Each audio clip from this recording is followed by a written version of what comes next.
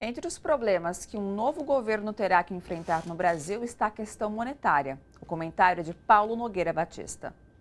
O candidato Lula tem proposto, com razão, a revisão da reforma trabalhista, a revisão do arcabouço fiscal, inclusive o fim do teto de gastos, e tem razão em fazê-lo, porque as mudanças introduzidas nessas áreas e em outras dos governos Temer e Bolsonaro foram, de modo geral, ruins, regressivas, socialmente injustas, ineficientes e até incompetentes mesmo.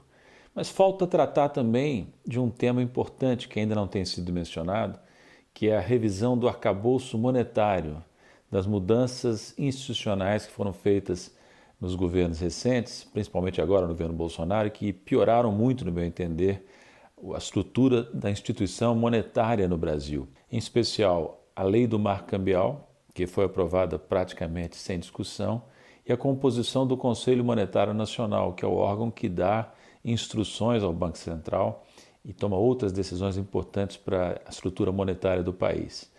O que acontece aí? Basicamente o seguinte: o Conselho Monetário Nacional é hoje integrado pelo ministro da Economia, pelo secretário de Fazenda, subordinado ao ministro da Economia, e pelo presidente do Banco Central, e é secretariado pelo próprio Banco Central. Portanto, o Banco Central tem uma influência importante, tem um dos 3 votos e exerce a função de secretaria. Essa mudança na composição foi derivada do fato de que, por equívoco, o governo Bolsonaro juntou todos os ministérios na mão do Paulo Guedes, criou o Ministério da Economia, suprimindo ministérios que antes existiam, inclusive o planejamento, que tinha o ministro do planejamento dentro do Conselho Monetário. Então, na época da Dilma, do Lula, era assim: ministro da Fazenda, ministro do Planejamento e presidente do Banco Central, com a secretaria exercida pelo Banco Central.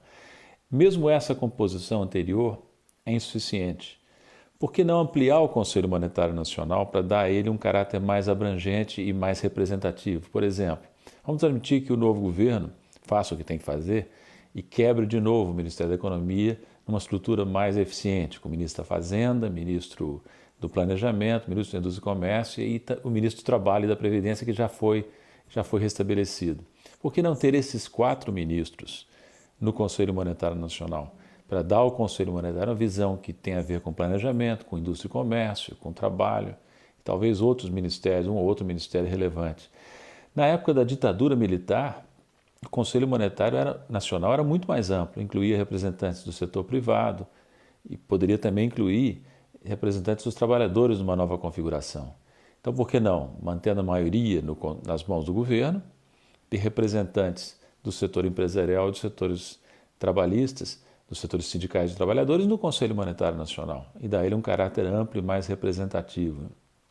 Mas há outro problema, é que a lei do marco cambial concentrou poderes extraordinários na mão do Banco Central, retirando-os do Conselho Monetário e esvaziando, portanto, o Conselho Monetário, que tem o governo, que tem a maioria de representantes do governo eleito.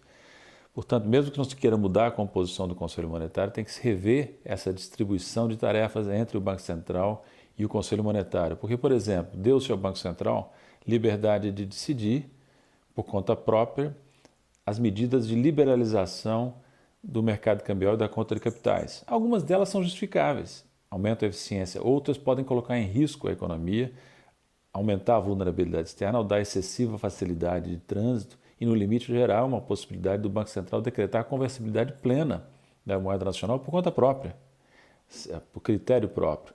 Isso não cabe ao Banco Central, tem que estar nas mãos de um conselho monetário, cuja maioria seja do governo eleito, né? Portanto, vamos colocar na pauta também de um futuro governo, não só a revisão do arcabouço fiscal e da legislação trabalhista, mas também a revisão do arcabouço monetário, que foi prejudicado por decisões tomadas durante os governos Temer e Bolsonaro.